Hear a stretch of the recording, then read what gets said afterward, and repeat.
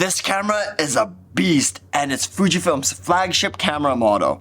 It's the GFX100 Mark II. I'm Nicholas Clayton Lee, let's talk about it. So before I continue, I'd like to thank Fujifilm Canada for sending this out to me. You can actually do this yourself. Just go on the Fuji website. They have a free GFX 48-hour loan and you can just borrow the camera, and all you have to do is contact Jerry, who's pretty much the head of this, and he's a super nice guy, very knowledgeable. He teaches you a lot of stuff and then you can bring it home and test it out yourself. So as you guys can see here, Fujifilm was able to lend me all of this, including the vertical grip, the EVF tilt adapter, which is very interesting, 45mm f2.8, 80mm f1.7, as well as the 110 f2. So let's start off by talking about the camera itself. The main thing is the 102 megapixel sensor. 102 megapixels. This is crazy. Probably the best full frame camera right now has 61 megapixels.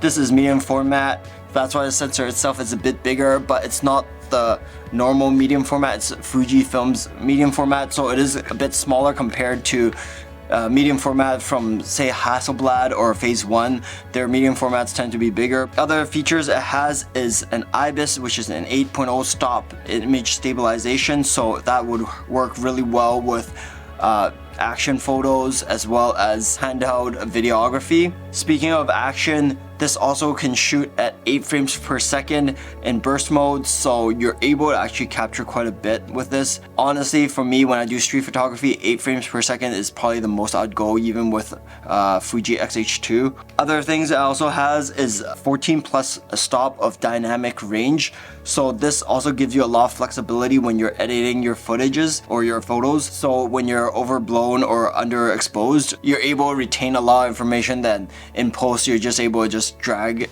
the meter and you're able to get so much more information. Other things that Fujifilm's introduced is also the 9.44 million dots on the EVF, so everything when you're looking through this is super clear. It's actually pretty ridiculous how nice it looks. Those are pretty much the main features that made this camera so attractive. So they put all those features into this camera with the new X Processor 5, which is the same processor as the Fuji X-H2S, as well as the Fuji X-H2, as well as the X100 now. So it's a lot faster, as well as the autofocus is better than other medium format cameras.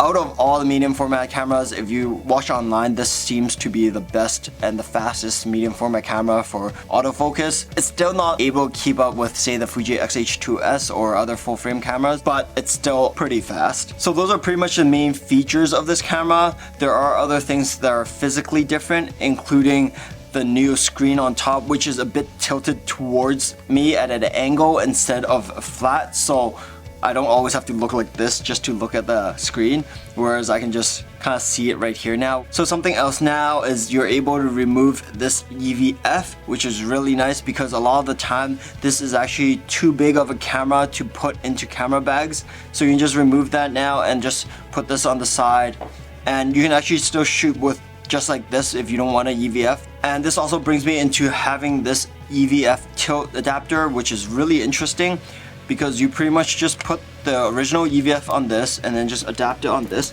and it becomes a lot bigger. But the good thing about this is you're able to tilt it up, so you can shoot it really old school, just like looking it down like this, as well as you're able to shoot it at certain angles, which is really cool. And I thought that was actually a really cool thing to have. But a lot of the times I realize that once I shoot up, I tend to like to tilt it down. So this actually kind of blocks the screen. So if you do decide on getting this, I don't know, it's your choice. I don't really find the need for it. It is sometimes nice to have this stick out a bit further so you have a bit more space when you're looking like this, but I personally don't find the use of this. Something else I really love about this camera is the grip. So for my hand, which is pretty much the size of my face, it feels really nice on this. It's like the size of the camera, a bit bigger than the camera. Anyway, it feels really nice on this camera. The grip is perfect for my hand, and having this grip is really necessary, I think, if you shoot a lot of portrait, which I think you're either getting this camera mainly for portrait or landscape, and if you're doing a lot of portraits, I'd highly recommend this because this grip is really nice, but it makes it like another pound heavier because this grip is pretty heavy itself, and it's really big, but it does have all the same buttons that it was offered on the top of this GFX camera, as well as the 2 buttons in the front, so you have complete access. You don't really need to move around a lot once you have this grip, and it can have 2 more batteries inside of here. So on the top of this camera there's actually 3 buttons which are function buttons, and you can change it to whatever way you like, but I personally like the design of the buttons on top of the Fuji X-H2S more, because one is dedicated to ISO, one's dedicated to white balance, and the other one's just an open function, which you can also change to whatever one you like. Whereas these are still options and you might forget which button you press. So I was able to change the middle button to the ISO because I find that's the easiest button I can get my fingers on right away. They also additionally added 2 function buttons at the front. I don't really use them, so I never really changed it, and I didn't want to spend too much time customizing this camera since I don't have it for long. But the layout on this camera is very easy to maneuver. It gives you a lot of options, a lot of customization, which is really nice. And the screen on top of it gives you so much information right away, so you don't have to always look through the main screen itself, whereas it has a screen just right here and tells you all the information, and you can actually cycle through certain designs. Something that's also really nice about this camera is that it comes with a built-in Ethernet port as well as a full HDMI port, so this is great for video as well as tethering if you want to use through the Ethernet cable, as well as USB-C just to charge, as well as the mic jack. So everything on this is pretty much what you need. The battery life on this is around 330 shots, I believe. I never really went over it, as well as this uses the same battery as my Fuji X-H2, so I had plenty of batteries and I'll always bring at least one out with me. The memory stick on this uses the same as the Fuji X-H2 and X-H2S, which is 1 SD card slot and then 1 CF Express Type B slot. So as I mentioned, I bought these 3 lenses from Fujifilm. This is a 45mm, which is equivalent to 30mm. And I wanted to see how it would feel like shooting street photography on the GFX camera. And I realized really quickly that after using such a huge camera as well as pretty big lens, it gets pretty intimidating walking up this close to somebody just to take a photo. So it kind of ruled out street photography if I was going to use something like this. It's a beautiful lens. I did use it for a few landscape shots. I thought it was really nice, but for street photography I think it's a little too intimidating. So for me, I thought that if I was to get this camera, I would go with something a bit more wide and just not use this for street photography at all. Because yeah, it's a little too intimidating and I don't think few people will feel that comfortable, and it stands out so much. So majority of my time when I was just shooting street photography, I was using mainly this 110mm. So originally I wanted to compare these 2 lenses with each other, which one is a bit faster, which one gives more light. I know the 1.7 obviously will give more light, but I've heard that the 110 f2 is actually a bit better because it's a bit faster. But then I realized that once you're doing the portrait photography, you don't really need to be that fast anyway, so it didn't really matter the speed of it, because everything has to be a bit slow once you're using a GFX camera. So I ended up using the 110 the most, and this is a really heavy lens, and I use this for a few street photography as well. It was really nice. I was able to capture some really nice shots with this, but it did get really heavy, like I said. With the camera attached to this, this is at least 4 pounds, 4.4 I think. So it does get really heavy all the time just carrying this around.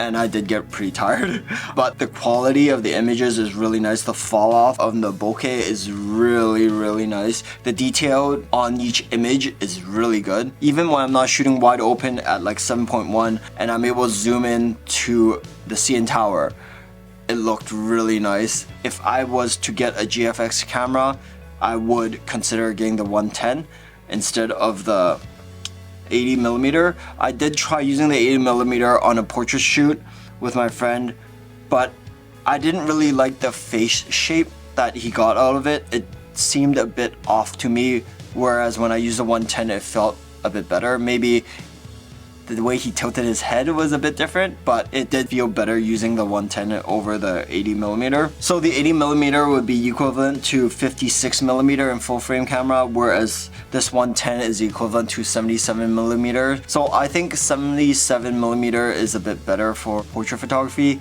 whereas this might be a little too wide. I don't know, the face structure on portrait photography, it felt like the 110 to me is a bit better. There is debates online which one's better, but I think it's just open to seeing how you would like to see your models, how big you would like to see their faces.